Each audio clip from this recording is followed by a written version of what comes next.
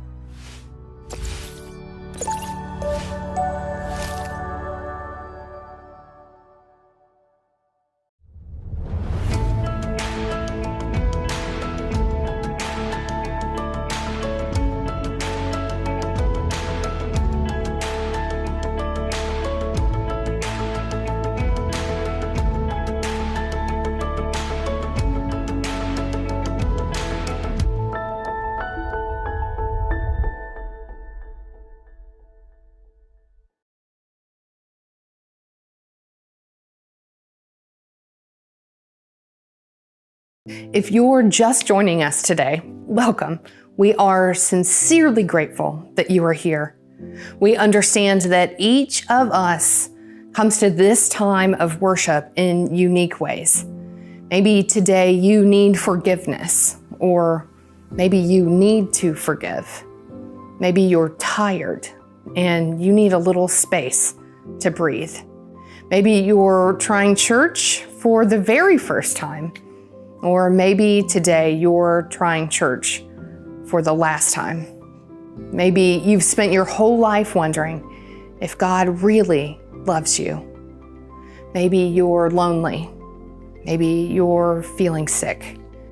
But maybe with God, there is hope and healing and miraculous companionship. Maybe with God, there is space to breathe and forgiveness on top of forgiveness. Maybe with God, there is love. Maybe with God here in each of our midst, in each of our homes, we will hear those words that still split open the heavens. You are my child. You are my beloved. You are the pride of my life. In you, I am well pleased. Maybe this is why we gather together week after week after week, even when gathering looks like a screen in front of you, words in a chat and profile pictures in a row. To be reminded that no matter who you are, without regard to race, ethnic or cultural background, social status, gender, sexual orientation, age, education, or even political affiliation, you are welcomed and you are loved by the God who revealed herself in the life, death, and resurrection of Jesus. For God welcomes and loves everyone, and we as a community strive to do the same. So it is in this spirit that we welcome you today. And many of you have likely already said hello in the chat, but now you're invited to welcome one another in a very particular way, to speak a word of peace during our sharing of the peace of Christ. May we speak it today as a prayer welling up out of the deep need for peace in our own lives, our homes, our families, our community, our nation, and our whole world. May we slow down in this moment and seek out the peace that Christ provides so that we may become peacemakers for ourselves and others, not only in this moment, but in all of our days. May the peace of Christ be with you. 1, 2, 3, 4.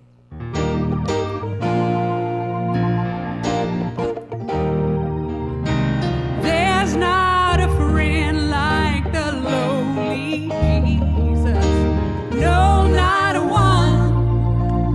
No, not one. None else could heal all our soul's diseases.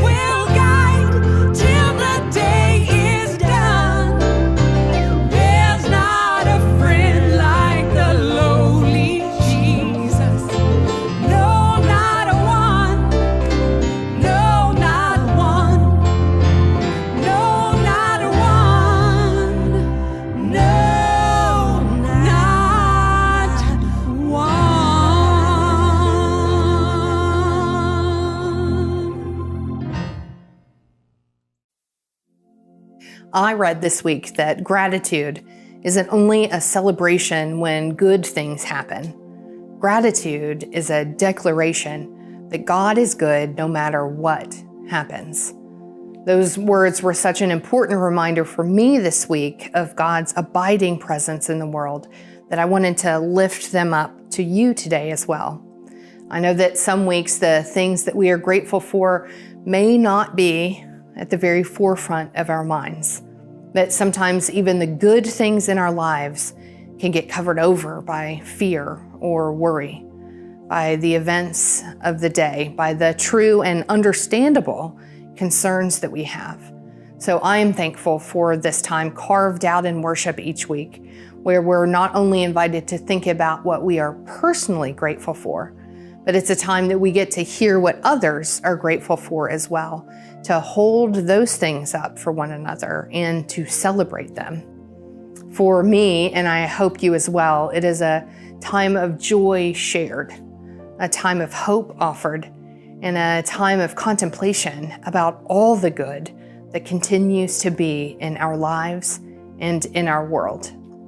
If you were able to join us even for a few minutes this week at our first ever virtual VBS Nights of North Castle, you may have a hunch that one of my biggest points of gratitude this week comes in the form of all the people who made this program possible for children, both near and far. When Shane and I first started talking about what VBS might look like this summer back maybe in late April, we both felt like it was something that we wanted to do, but like so many other things in this season of life, we weren't quite sure how it would look, how VBS could take shape in an all-digital format. Then we were gifted with so many folks who were eager and happy to jump in and to make it actually possible. For our armorer, Ella Swan, and her brother Noah, who played our Arctic dragon, Sparky, for the laughter and joy that they both brought as they walked our nights through all 5 days. For Noah Rostweicher, who wanted to make sure that he could get in to help before he headed out on a road trip with some friends celebrating his own high school graduation. For our court musicians, Cindy Bloom, Steve Morris, and our own director of music, Stephen Nix. They danced and sang with wild abandon and brought lots of smiles this week. They had Addie and I up singing and dancing along each day. After speaking of my daughter Addie, I have to mention too that she helped every day with each of our quests, with making the crafts come to life. We have a joke in our house that sometimes you might be voluntold instead of volunteering. But no matter how many times I ask her to help, she does it with the same sweet spirit that she does pretty much everything. I'm also so grateful for Shane, who was in charge of taking all of our video, and it was quite lengthy, and editing it into something that came to life in a way that truly only he could. And last but certainly not least, I'm so grateful for all the families, for all the kids who were able to participate this week. And after all of this, if you're feeling like maybe you missed out on the fun, don't worry about that. We have all of our days of VBS archived on our YouTube page, so feel free to check them out. You can catch up on all of Sparky's jokes, there were a lot, and Noah's laughter that accompanied them. Ha ha ha ha ha ha ha ha ha ha ha. So that's what I'm most grateful for today. How about you? Share with us in the chat. We would love to know and share in that joy with you. What are you grateful for today? And while you're sharing that, I'd also like to encourage you to be financially connected with Hillsboro. We've made it very easy to make a one-time or recurring donation by simply heading over to our website, hboro.org/give. If you prefer writing checks, that's great too. You can mail them directly to the church office. However you choose to give, please know that we are so grateful. Listen now for the word of God from Matthew 10:24 through 39. Disciples aren't greater than their teacher, and slaves aren't greater than their master. It's enough for disciples to be like their teacher and slaves like their master. If they have called the head of the house Beelzebul, it's certain that they will call the members of his household by even worse names. Therefore, don't be afraid of these people, because nothing is hidden that won't be revealed, and nothing secret that won't be brought out into the open. What I say to you in the darkness, tell in the light. What you hear whispered, announce from the rooftops. Don't be afraid of those who kill the body but can't kill the soul. Instead, be afraid of the one who can destroy both body and soul in hell. Aren't 2 sparrows sold for a small coin? But not one of them will fall to the ground without your Father knowing about it already. Even the hairs of your head are all counted. Don't be afraid. You are worth more than many sparrows. Therefore, everyone who acknowledges me before people, I also will acknowledge before my Father who is in heaven. But everyone who denies me before people, I will also deny before my Father who is in heaven. Don't think that I've come to bring peace to the earth. I haven't come to bring peace, but a sword. I've come to turn a man against his father, a daughter against her mother, and a daughter-in-law against her mother-in-law. People's enemies are members of their own households. Those who love father or mother more than me aren't worthy of me. Those who love son or daughter more than me aren't worthy of me. Those who don't pick up their crosses and follow me aren't worthy of me. Those who find their lives will lose them, and those who lose their lives because of me will find them. This is the word of the Lord. Thanks be to God.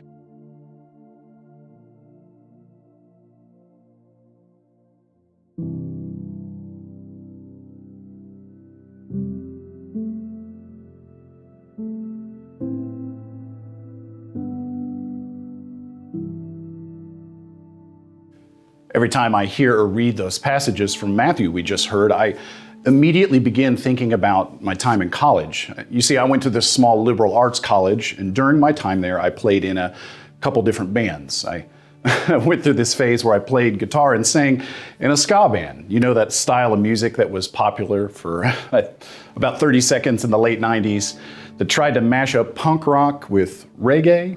You know, if you don't have a clue what I'm talking about, count yourself lucky.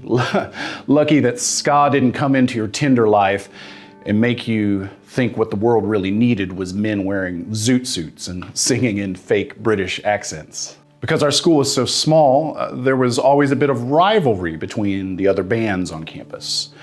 There was the grunge band, the folk band, the wannabe Dave Matthews band, and of course there was the Christian band. There's a little known secret with Christian bands. The key to be a successful one that is worth their salt, is to have a biblical name that isn't too obvious.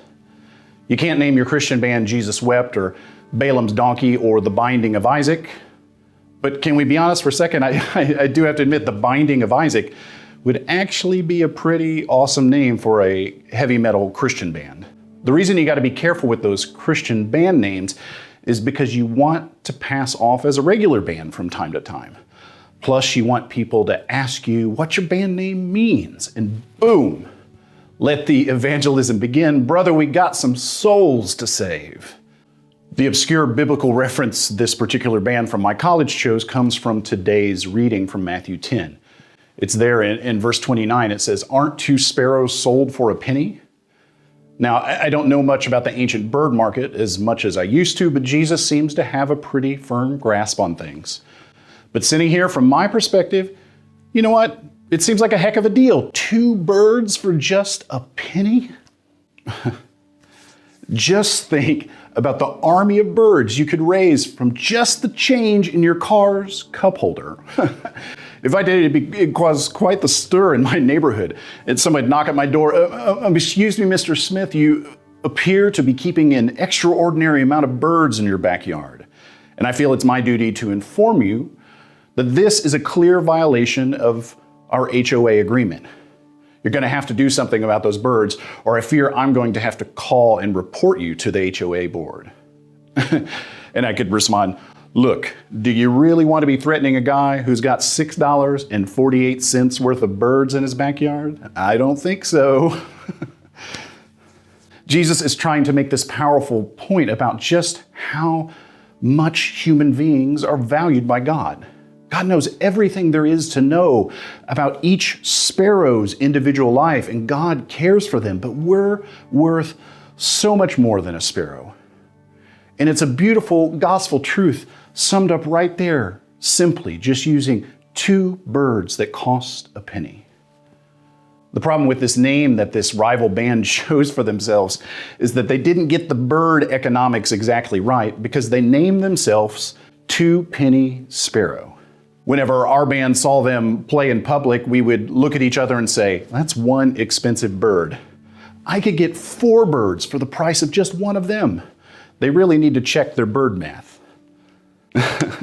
One of those things they don't tell you in seminary is that preaching is a great way to work out your petty college grievances. These strange verses in Matthew, verses about disciples and teachers, Beelzebul and birds, and sons turning against fathers and daughters against mothers, they're all about Jesus setting expectations for what it means to be his disciple. That word disciple, it actually just means learner. It's so easy for us to be consumed by all the goals and missions and things we think God and Jesus want us to do and to accomplish. But in the end, there's only one thing Jesus asks of us: to come follow him, learn from him, learn what it takes to be like him, be his disciple. Here in these passages in Matthew, Jesus is laying out what to expect when you faithfully take up that task of following him. Simply put, following Jesus is no walk in the park. In the same way we've sanitized the legacy of Dr. Martin Luther King, where we point to the inspiration and uplifting words, but we forget his plan of direct action was confrontational, and that his sharpest words were for white moderate Christians, whom he said were a greater stumbling block to the black community than the Ku Klux Klan, because they were devoted to order more than justice. In his letter from the Birmingham jail, Dr. King said that white moderates prefer a negative peace, which is the absence of tension, to a positive peace, which is the presence of justice. They constantly say, "I agree with you on the goal you seek, but I cannot agree with your methods of direct action." Who paternalistically believes he can set the timetable for another man's freedom, who lives by a mythical concept of time, who constantly advises the Negro to wait for a more convenient season. Shallow understanding from people of goodwill is more frustrating than absolute misunderstanding from people of ill will. Lukewarm acceptance is much more bewildering than outright rejection. We've taken the real-life Dr. King and replaced him with a new creation, an inspirational figure who tells us everything is going to be okay. It tells me that we should read passages like these from Matthew much more carefully, to chew on them a little bit more so we don't miss the flavors in them. We should learn to sit with the cold reality that Jesus is presenting here. Hear those words again. Don't think I've come to bring peace to the earth, because I haven't. I've come to bring a sword. I've come to turn a son against his dad, a daughter against her mom. When you follow me, members of your own household are going to become your enemies. You want to be worthy of me as your teacher, your rabbi, your savior? Then you can't love your parents more than me. You can't love your children more than me. And if you don't pick up your cross, your electric chair, your firing squad, your lethal injection, then you aren't worthy of me. If you're trying to find your life, you're going to lose it.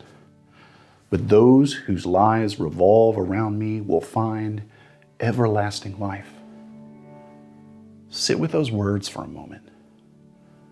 Don't get the idea that I've come to bring peace on earth, because I haven't.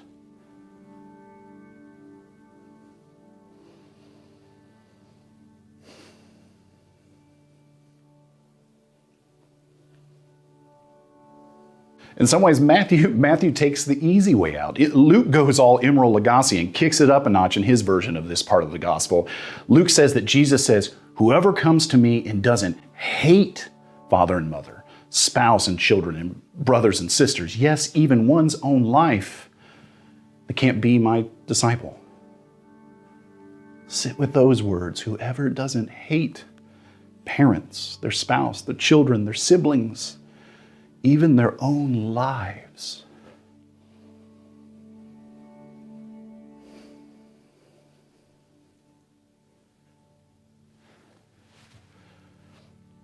now, let's be clear here. Jesus isn't advocating for a big family fight the second this live stream ends. He's not saying, unless you kick your kids out of the house, you can't be my disciples. He's not arguing that antipathy for one's own parents is a virtue. Truth be told, Ashley, Everly, and I have traveled to stay with my parents this weekend, and I'm probably watching this live stream this very moment with my mortal enemies, Steve and Phyllis Smith. I'll probably even see that villain known as my sister Sarah quite a bit this week. No, Jesus is neither prescribing nor condoning horrific relationships with family members. But what he is doing is helping those first disciples understand what is likely to happen if they continue to follow his teachings. Here and in countless other places in the gospel, Jesus blows up that image of a predictable, innocuous do-gooder. His goal isn't for everyone to get along. His goal wasn't to be some inspirational, enlightened, affirming nice guy. You know, the one that we insist on imagining him to be? If that was his goal, to be the ultimate nice guy, he did a pretty terrible job at it when he whipped people out of the temple, the money changers out of the temple as an act of protest. If he was such a nice guy, why did people call him the Prince of Demons? If he was such a nice guy, how on earth did he end up on a cross? No, the peace that Jesus was pursuing wasn't the absence of violence or conflict. It was peace that brought with it justice and wholeness. Most of us have never had to worry that calling Jesus Lord might alienate us from our families. But that was the reality of the early church. That was their reality for centuries until widespread persecution of the church had ended by Constantine in the 4th century. So that element of the text is probably never going to find resonance with many of us. But here is where this passage gets particularly challenging for us. In setting these expectations for being his disciple, Jesus is challenging us to see that the absence of conflict is not a good indicator of faithfulness. Your discomfort with someone's actions or beliefs is not a reliable measure of being right.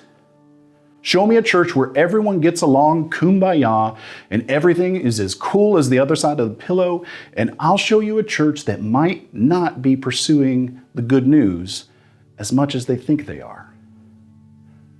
Jesus loved in a way that no other person had ever loved, taught with authority rivaled by no other teacher, lived a life that was perfect, and we killed him. The absence of conflict is not an indicator of faithfulness. The goal of this new kingdom Jesus is bringing with him is not for everyone to get along. It's not even egalitarian or even simple majority rule. It is an upside-down kingdom where the voices of the marginalized are amplified.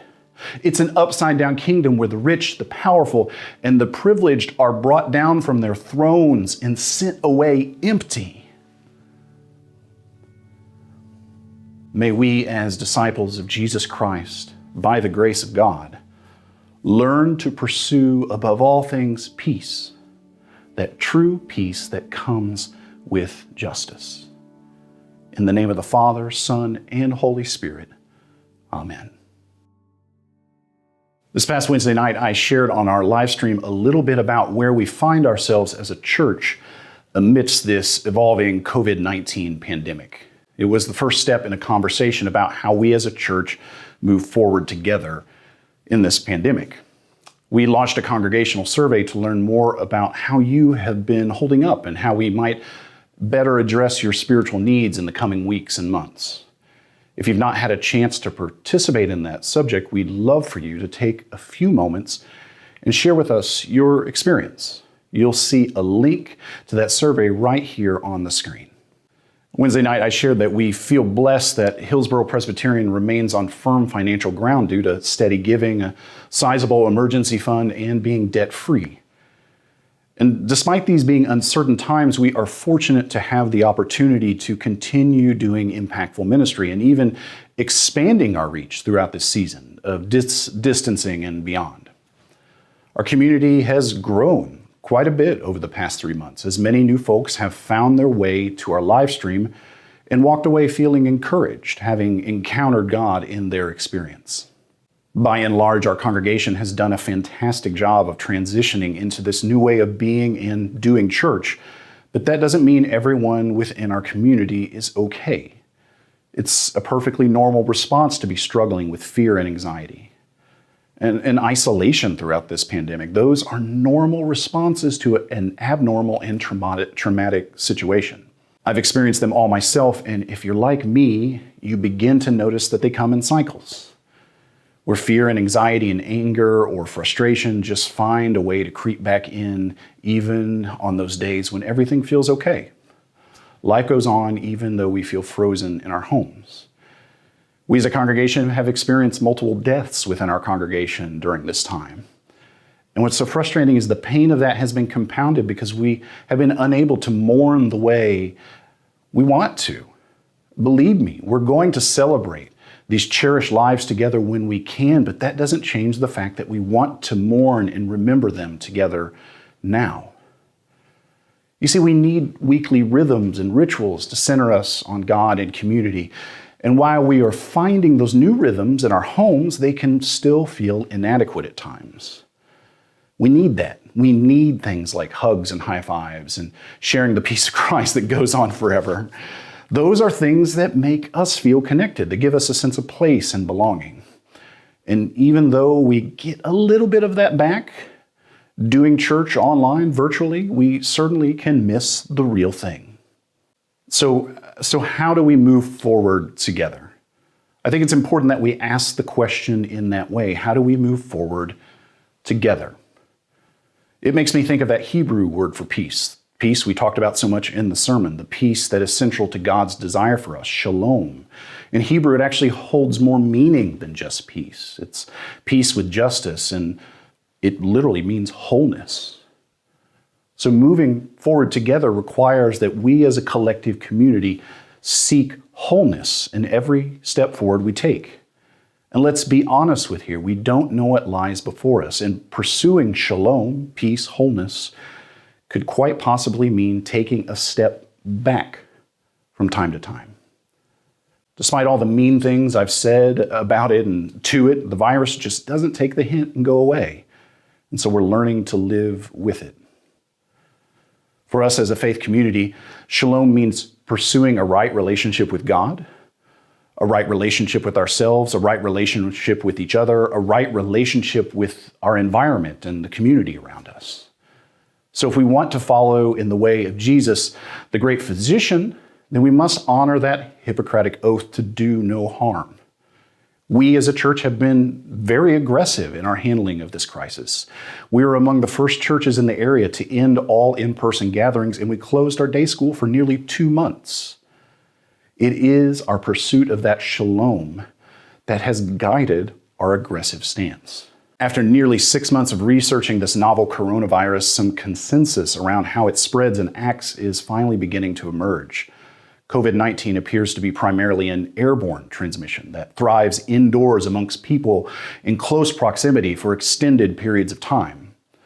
Researchers have estimated that 10% of cases have accounted for 80% of the spread.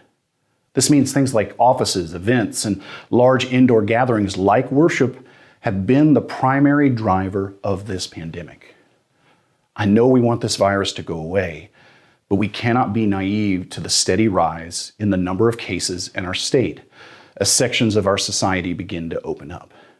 In Davidson County, the coronavirus has infected 1 in every 91 residents.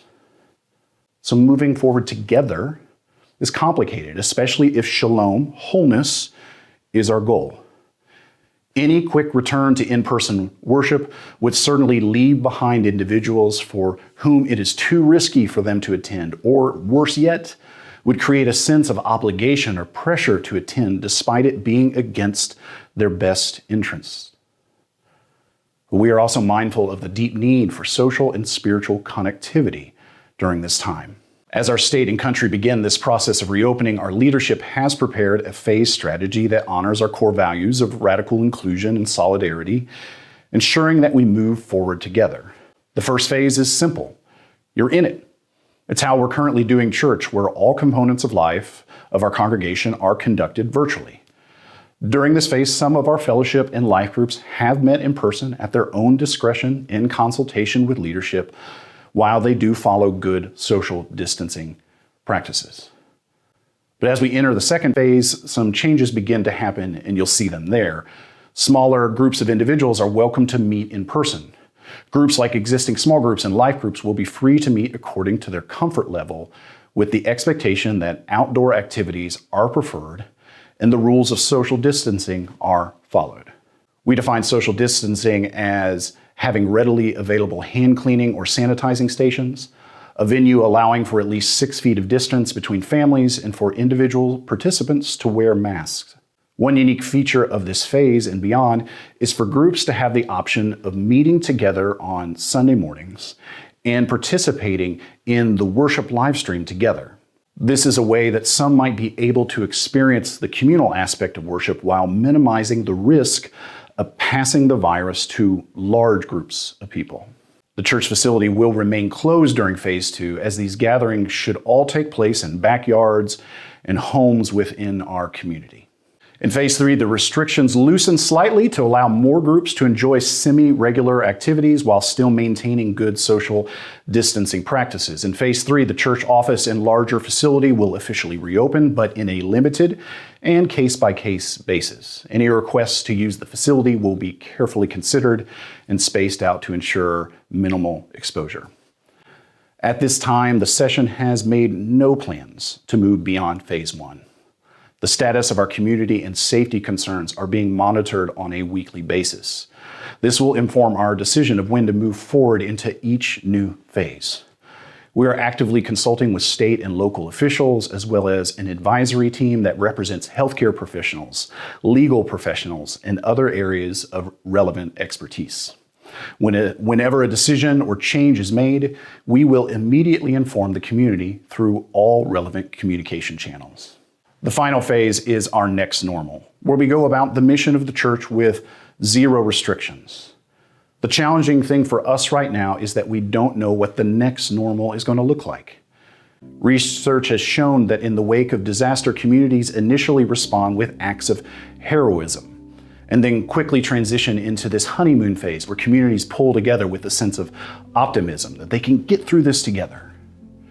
It's why we, by and large, jumped on board with that cry. You remember the cry to flatten the curve, and cheered and celebrated our first responders. But it feels like now we're out of the COVID-19 honeymoon phase, where we all rolled our sleeves up. We're now drifting into a new phase, one without clear answers, one that you might call the disillusionment phase. After enough time passes, we look around and realize that we're not back to normal, and we're still nowhere close to normal. And that disillusionment sets in. You can feel it in our society right now. The community cohesion around flatten the curve, it's gone. And we're off in our own corners with our own opinions on what's next. And that's when that anxiety and fear and anger that we initially felt at the start starts to reemerge, because we're re-experiencing the crisis again, this time without the honeymoon response. We've weathered the storm, we've had our strange honeymoon, and here we sit conflicted, not knowing what's next. And in this moment, the task before us is the task of reconstructing the church. We are nowhere close to normal. And even if we were, would we really want to return to the same normal? Our task is to reconstruct our community from the lessons we've learned and the things made clear by this tragedy. This phase is about discovering what is and what isn't possible, learning to accept that new reality and taking responsibility for this collective process of recovery. This process of recovery and reconstructing the church starts small. So I'm going to ask you to take up with me some practices during this season as we move from disillusionment to reconstruction. These are things we're going to be reiterating every week and emailing you about and posting online to try to encourage you in. First encouragement's simple. Build up an authentic sense of hope by setting goals for yourself. Simple goals, strange goals, family goals, personal goals, whatever you feel, but make sure that they're goals that you feel are achievable. It's easy right now to be lulled into simply waiting and lose that sense of hope that comes when we feel we have agency to work for and accomplish things. So I'm asking you to believe in and plan for positive changes, not only for yourself, but for us as a community. Even when problems come and our future looks different than expected, this cultivates that authentic hope by setting future goals. It gives us strength to move forward. So start with these small goals for yourself. Second, I know we do this every week, but I'm going to ask you to lean even more into gratitude. It's funny, gratitude is actually a choice. Sure, there's limits of how much we can change our circumstances, but we can choose the way we think about them. So choosing gratitude actually changes the way we experience the world and gives us a sense that there is more to be gained despite what we've lost. So take up the practice of gratitude journaling. Now, I'm telling myself this because I used to do it 2 times a day and I've not done it in months, and I can tell. Set yourself a goal of writing a letter of gratitude a week for someone you appreciate. Take up the practice of having gratitude check-ins with someone a few times a week. Talk and compare gratitude lists. There's many opportunities. Third, focus on being kind to yourself and others. This is another one that hits me close to home because I have been incredibly critical of myself recently. And it gives me this suffocating feeling of being stuck, only being able to look inward. Instead, focus on being kind in a bold new way to both yourself and those that you encounter. So we're going to be doing some kindness challenges together in the coming weeks, some creative ideas of how you can provoke yourself into acts of kindness. Finally, give yourself permission to believe that with God, we can overcome these obstacles together and find our next normal. I'm asking you to believe that God still cares for us in the midst of the suffering, that God has a purpose for us even during this time, that God is with us, giving us courage to confront difficult questions and decisions. The author and poet Wendell Berry told us that the great challenge of our time would be whether we see life as a machine or as a miracle. And this is our challenge and our prophetic witness as a church. The value of human life is not determined on a balance sheet or in maximal displays of personal liberty. No, it's valued in wholeness. And so moving forward together means that we hold wholeness at the center of our community, seeking to leave no one behind while trusting that God who created is still creating new ways to be near us. So my sisters and brothers, may God bless you with discomfort at easy answers, half-truths, and superficial relationships so that you may live deep within your heart. May God bless you with anger at injustice, oppression, and the exploitation of people so that you may work for justice, freedom, and peace. May God bless you with tears. Tears to shed for those who suffer pain, rejection, hunger, isolation, and war, so that you may reach out your hand to comfort them and turn their pain into joy. May God bless you with enough foolishness to believe that you can make a difference in the world, so that you can do what others claim cannot be done, to bring justice and kindness to all God's children.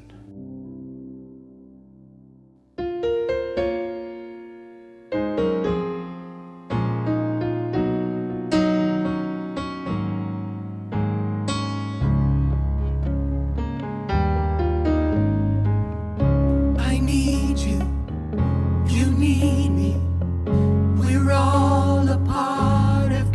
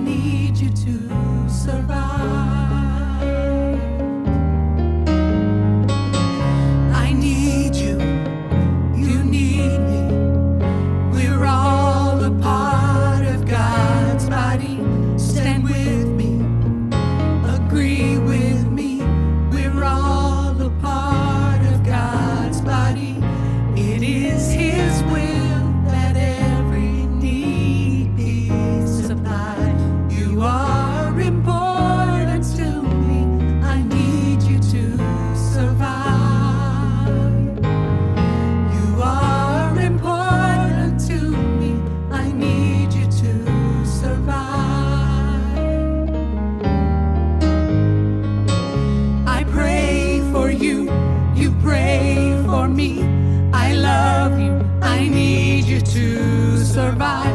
I won't harm you with words from my mouth. I love you, I need you to survive. I pray for you, you pray for me. I love you, I need you to survive. I won't harm you with words from my mouth. I love you, I need you to survive. I pray for you, you pray for me. I love you, I need you to survive. I won't harm you with words from my mouth. I love you, I need you to survive.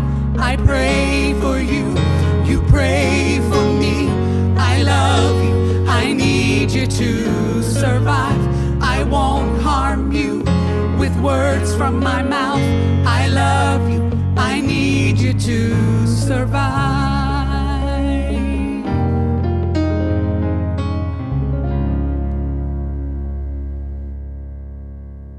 Thank you again so much for joining us for worship today. We hope that this was a meaningful experience for you.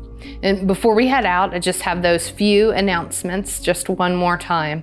So the staff, Shane, Stephen, and I will be taking that little bit of a break this week to rest and to recharge. So I just want to remind you that there will not be a Solidarity service this Wednesday, but we will pick that back up on July 1st at 7 p.m. And if you'd like information about our Solidarity services, head over to hboro.org/solidarity.